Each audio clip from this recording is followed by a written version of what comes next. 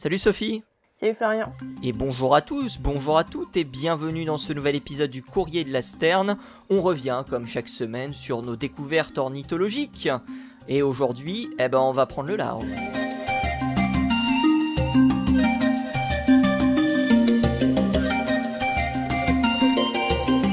Comment ça va ma chère Sophie ? Eh bien ça va mieux que la semaine dernière, j'ai encore un petit chat dans la gorge mais on va y arriver. Ah bah écoute, chacun son tour d'être malade puisque moi j'ai chopé un coup de chaud. Bon ça ira mieux demain, mais il fait chaud quand même. C'est la saison. Et c'est la saison effectivement. Et si on partait se rafraîchir justement, un peu, hein? Bah ouais, voilà c'est ça justement, on va se rafraîchir parce qu'on parle d'oiseaux d'eau, de mer même tous les deux. Dans cet épisode, tu vas nous parler de quoi toi ? Alors moi je vais parler d'un oiseau mal aimé qui s'appelle le goéland, qui vole les frites sur les terrasses de café, je suis sûre que vous le connaissez. Ah bah on en a parlé de lui, en plus il attaquait les drones dans un précédent épisode il n'y a pas très longtemps. Alors moi je vais être un petit peu plus, on va dire, un peu plus réservé au large, puisque je vais parler notamment des pétrels et des océanites dans une petite étude qui est sortie ce 4 juillet dernier. Je vais commencer fois par parler de cette étude qui est donc sortie 4 juillet, qui s'appelle Global Assessment of Marine Plastic Exposure Risk for Oceanic Birds. C'est à retrouver dans Nature Communication. Et comme son nom l'indique, eh bien, ce sont des scientifiques qui ont fait des recherches sur la pollution marine par le plastique. Et l'objectif, c'était de savoir déjà où était cette pollution marine précisément et comment elle affectait les oiseaux, aussi bien en période de reproduction qu'en période de non-reproduction. Et pour cela, ils ont analysé 1 736 880 déplacements d'oiseaux. Ce qui représente plus de 7130 adultes répartis en 148 populations, 77 espèces qui ont été analysées dans 27 pays différents, plus l'Antarctique, compris entre 1995 et 2020.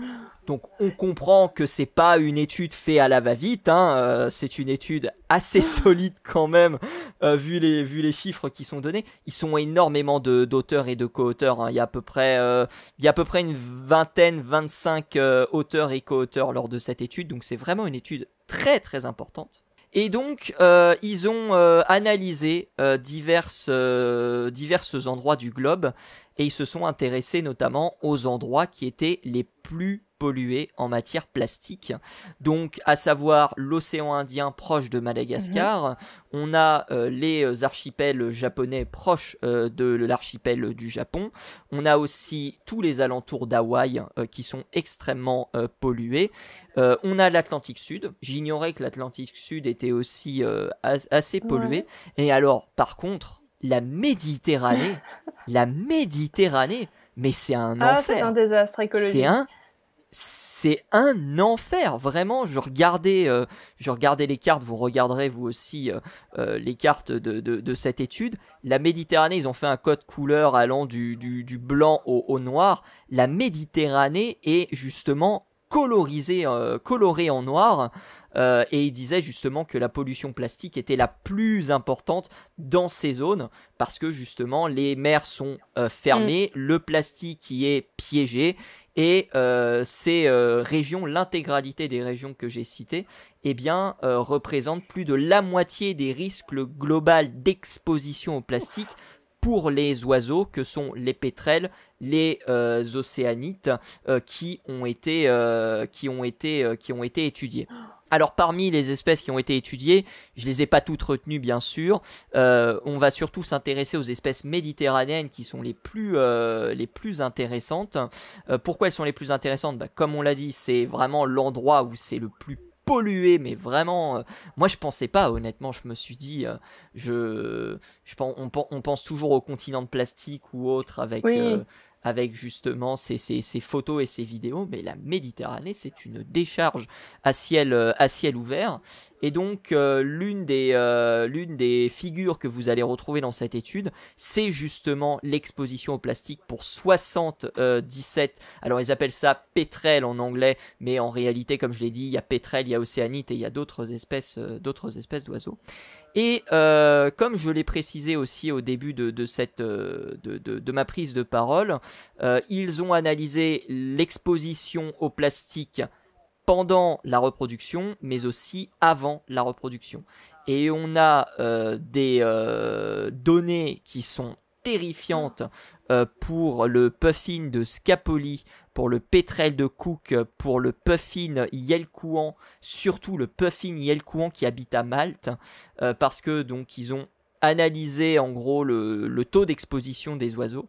Et il s'est avéré que pour la population de Malte de puffin yelkouan, ils se sont rendus compte qu'on était sur 500 voire 1000 risques, alors score de risque d'exposition. Soit j'ai mal analysé le papier, soit j'ai pas bien vu, mais j'ai pas réussi à trouver ce qu'il voulait dire par score, risque d'exposition. Je sais pas si c'est des grammes ou si c'est une mesure qu'ils ont prise arbitrairement, je ne sais pas du tout. Je pense qu'ils n'ont pas dû prendre ça arbitrairement, mais j'ai pas trouvé l'information dans le papier, ou alors j'ai mal cherché, ce qui est possible. Et donc ces oiseaux sont, on peut le dire, quasiment à 100% exposés à des risques lorsqu'ils sont en non-reproduction. Lorsqu'ils sont en reproduction, c'est un peu mieux parce qu'on est sur des chiffres quand même très élevés. On est sur 500 de risques, mais on est, comme je l'ai dit, jusqu'à 1000 lorsqu'ils sont en non-période de reproduction.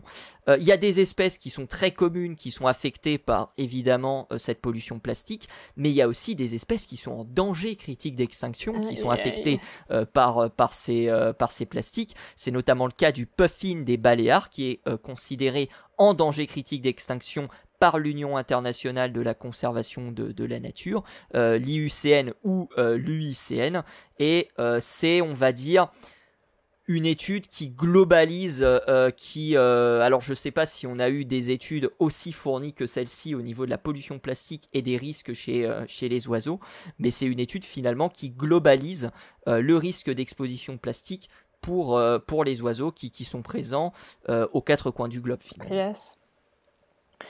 Hélas. Donc il y a aussi, il pointait dans l'étude et aussi dans une petite communication qu'ils ont faite à part, qu'il y avait aussi des problèmes parfois de non-juridiction des pays. Donc du coup il n'y avait pas de règles qui étaient établies au niveau de la pollution, et c'était un véritable problème parce que justement il y a besoin de ces efforts internationaux pour réduire la menace plastique. Et le problème, c'est que comme les mers n'appartiennent à absolument personne, absolument personne n'en a strictement rien à faire de cette pollution plastique qui est présente dans certains endroits, parfois sur des îles très spécifiques, comme l'île inaccessible que vous connaissez peut-être si vous êtes un peu familier de géographie, puisque c'est une île vraiment qui est surélevée, qui est très très difficile d'accès justement par la voie maritime. Et là encore une fois, on a une très très forte exposition des déchets plastiques par rapport à d'autres endroits du globe. Ils avaient commencé des recherches aussi en 2014 qui montraient que des puffins cendrés par exemple avaient plus de 60% des oisillons qui étaient déjà intoxiqués au plastique. Il y a d'ailleurs des taux, j'ai appris qu'il y avait des taux, peut-être que toi tu en sauras davantage que moi. Il y a des taux de plastique qui sont entre guillemets figés par des seuils internationaux, et chez certaines espèces ces objectifs sont atteints après un seul repas. C'est quand ils sont oisillons, ce qui est absolument démentiel.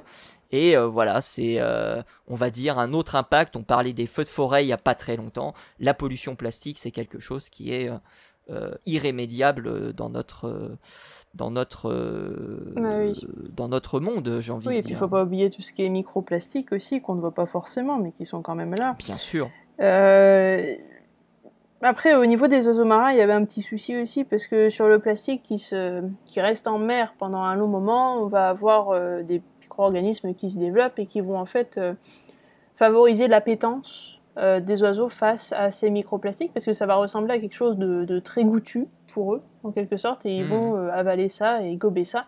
Donc les oiseaux sont pas débiles, hein, ils savent ce que c'est qu'un bout de plastique, normalement ils le mangeraient pas, mais le problème c'est qu'il y a ce phénomène qui existe et qui fait que l'oiseau va penser que c'est quelque chose de bien à manger à cause de ces micro-organismes qui vont se développer sur le plastique et qui vont lui donner un aspect plus sympathique.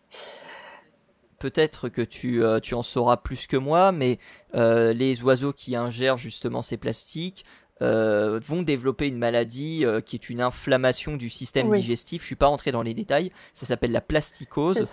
Je sais pas si toi tu as eu l'occasion justement d'étudier ce phénomène, parce que on parlait tout début de la saison 2 du Courrier de la Sterne, que tu travaillais notamment sur des manchots. Peut-être déjà des choses que tu as déjà vues toi de ton côté, parce qu'il y a une zone de pollution plastique qui est assez présente dans la corne de l'Afrique jusqu'à Madagascar. Jusqu'à Madagascar, oui, mais après en Afrique du Sud, il y a beaucoup de courants qui font qu'il y a un peu moins de pollution à cet endroit-là, donc j'avoue que les manchots, c'est pas les plus touchés par la pollution. On n'est pas au niveau de la Méditerranée, par exemple, hein, parce que vous avez un courant qui est très très rapide, avec beaucoup de tourbillons, beaucoup de choses comme ça, qui se passent notamment sur la côte est de l'Afrique du Sud, qui s'appelle l'Agulas, et qui va permettre d'éloigner tous les plastiques et de virer un peu toutes les toxines qui pourraient se trouver proches des côtes.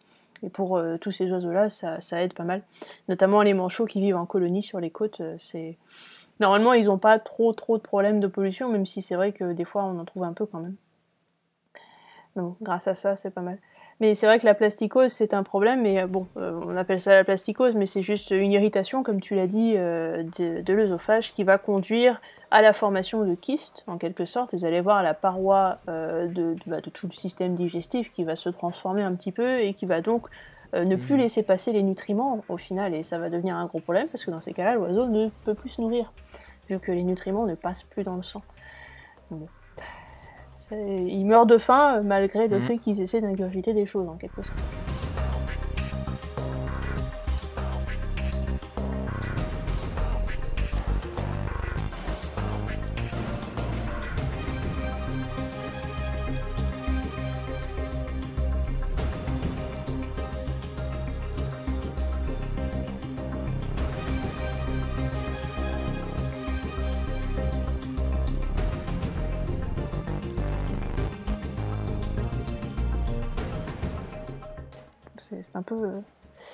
C'est un peu triste. Malheureusement, voilà. C'est un peu notre quotidien c'est joyeux aussi annoncer des mauvaises nouvelles et de s'alarmer pour les oiseaux qui disparaissent.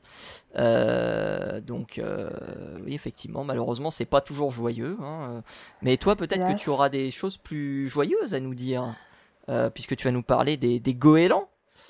Je vais vous parler d'un goéland qu'on connaît pas forcément aussi bien que le goéland argenté ou le goéland brun. C'est le goéland à bec cerclé, que vous pouvez voir en France d'ailleurs. C'est un petit goéland comparé au goéland argenté, qui va avoir sur le bout du bec une sorte de cercle noir qui va entourer la mandibule et la partie supérieure du bec. Donc voilà, il faut imaginer une petite bande noire qui va couper le bec au bout, en quelque sorte. Vous avez le petit bout jaune, ensuite une bande noire et ensuite le reste du bec. Donc c'est l'Arus delawarensis normalement. Et celui-là, normalement, vous pouvez le voir en Bretagne, alors, ou en Gironde aussi. Normalement, il est nord-américain, mais de temps en temps, il va être observé au nord-ouest de l'Europe. Il y a des oiseaux qui nichent un petit peu sur les îles britanniques, du côté de l'Irlande notamment, et puis du côté de la France aussi, sur les côtes, et notamment sur les côtes un peu plus au nord, alors Bretagne jusqu'en Gironde. Je précise, c'est pas un phénomène si rare que ça de voir des oiseaux américains arriver en Europe. C'est accidentel bien sûr, mais on a chaque année plusieurs dizaines, voire centaines de cas d'oiseaux nord-américains qui sont perdus et qui atterrissent en Europe. C'est ça. Donc, Exactement. Mais alors là, en plus, non seulement ils sont pas...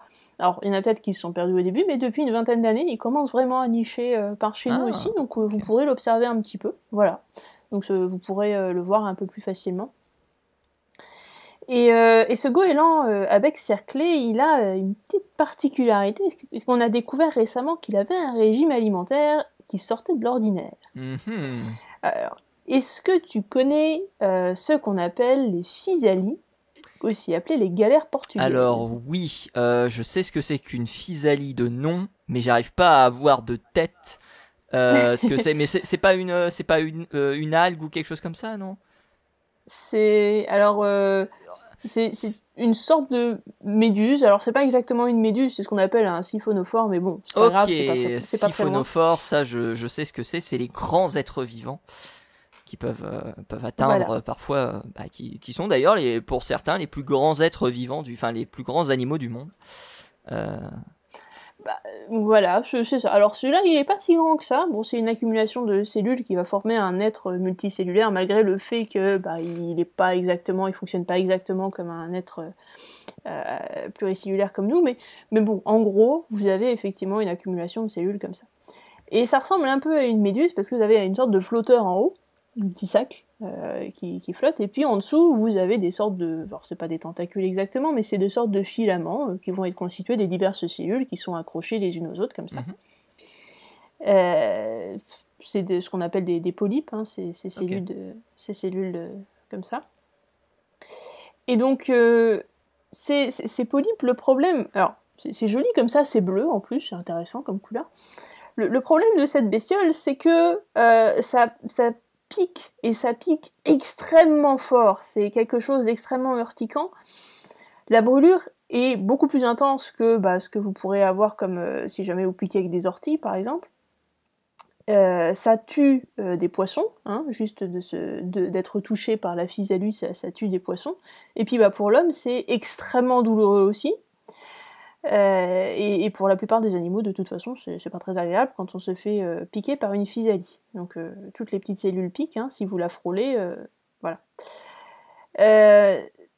La physalie, le problème, c'est que c'est un animal qui est pas mangé par beaucoup de monde, et on sait pas trop comment s'en prémunir. Ça vit pas mal sur les côtes australiennes notamment, hein, et bon, si jamais vous la touchez pendant que vous nagez, vous en souviendrez. direction l'hôpital. Vous en souviendrez toute votre vie. Oui, c'est très agréable.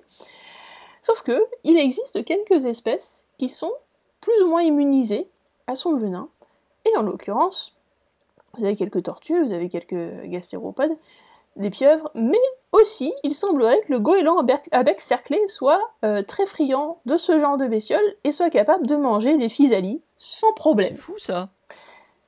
C'est ça, donc on a trouvé ça. Bon, ils ont pris des photos dernièrement donc de ce goéland en train de manger des physalies.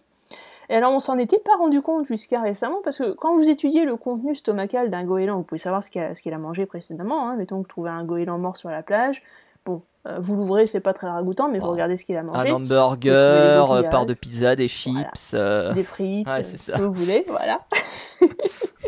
Exactement. Sauf que les physalies, de par leur structure, c'est très très mou, hein, on est sur un truc qui se délite facilement. Et du coup, même si l'animal en avait ingéré avant, en fait, on pouvait pas les retrouver dans les contenus stomacaux, donc on n'était pas au courant que le goéland était capable de manger ce genre de choses. Et maintenant, c'est chose faite parce qu'il a été observé en train de les manger. Donc on sait qu'il est tout à fait capable de manger les physalies et que visiblement ça lui pose aucun problème. Donc finalement, on se dit que ce serait peut-être pas si mal d'avoir des goélands proches des côtes où se baladent les physalies, parce que ça pourrait être bien pratique pour empêcher que nous ne soyons trop atteints par ce genre de bestioles. Ça attaque les drones, ça attaque les physalies, bientôt ça domine le monde. Hein. C'est ça, exactement. Donc là, l'observation exacte, ça a été 5 goélands à bec cerclé, donc pas un seul, c'est 5 goélands à bec cerclé adultes qui ramassaient des physalies qui étaient échouées sur la plage, donc au Texas, aux États-Unis. Et puis ils les ont secouées. Alors c'était très amusant parce qu'ils prennent la physalie, ils la mettent dans l'eau, ils secouent pour détacher les filaments qu'il y a en dessous, et puis ils avalent après le corps qui est un peu spongieux, la partie flotteur de la physalie qui est au-dessus. Donc on ne sait pas s'ils retirent les filaments qui sont en dessous, qui sont très urticants, parce que justement c'est peut-être un peu trop pour eux et que du coup ils les virent avant de les avaler, peut-être pour aider au passage, hein, on ne sait pas. ou ils les retirent parce que ils les aiment pas trop, ils préfèrent manger la partie centrale et que c'est le meilleur pour eux, hein, c'est possible aussi. On sait pas. Bon, en tout cas, il existe très peu de données d'oiseaux mangeant des physalies. Les seuls qu'on a vus, à part le goéland avec cerclé, c'est les océanides cul blanc et puis l'albatros hurleur. Et c'est tout. Donc, c'est quand même quelque chose d'assez exceptionnel. Et du coup, est-ce qu'on sait pourquoi ces oiseaux arrivent à manger des physalies du coup? Ben non, on ne sait pas trop, parce que là, l'étude a été publiée l'année dernière. Par rapport aux albatros et à l'océanique cul blanc, du coup? Non, on ne sait pas non plus, non. On se disait... alors, les océanides cul blanc, ils ont été vus avec des filaments de physalie dans le bec, donc pas la partie qui flotte, les filaments urticants qui sont en dessous. Ils les avaient carrément dans le bec. Et ils se sont demandé si c'était pas les proies des physalies en fait, qu'ils avaient récupérées, qu'ils avaient arraché la physalie. C'était les petits poissons, hein, parce que c'est comme ça qu'elles se nourrissent, ces physalies. Hein. Elles vont toucher les petits poissons, et puis après, elles vont les encercler un petit peu, les garder comme ça, et puis bon, avec la piqûre, ils meurent généralement, donc ils les gardent comme ça, et puis ils les mangent en les gardant dans leur filament. Donc ils disaient peut-être que c'est l'océanite qui a essayé de récupérer le poisson qui avait été attaqué par la galère portugaise, mais bon, ils en sont pas sûrs. En tout cas, ils avaient récupéré, eux, des filaments dans le bec. Okay. Voilà. Ils savent pas exactement comment les oiseaux sont capables de les manger, ou quelle partie ils préfèrent, bref. En tout cas, ces goélands-là, visiblement, ils ne mangent principalement que la partie flotteur. Eh ben, ce sera à suivre lors de ces prochaines semaines, voire de ces prochains mois. On aura peut-être d'autres observations qui nous permettront de comprendre comment ces oiseaux arrivent à manger justement ces physalies.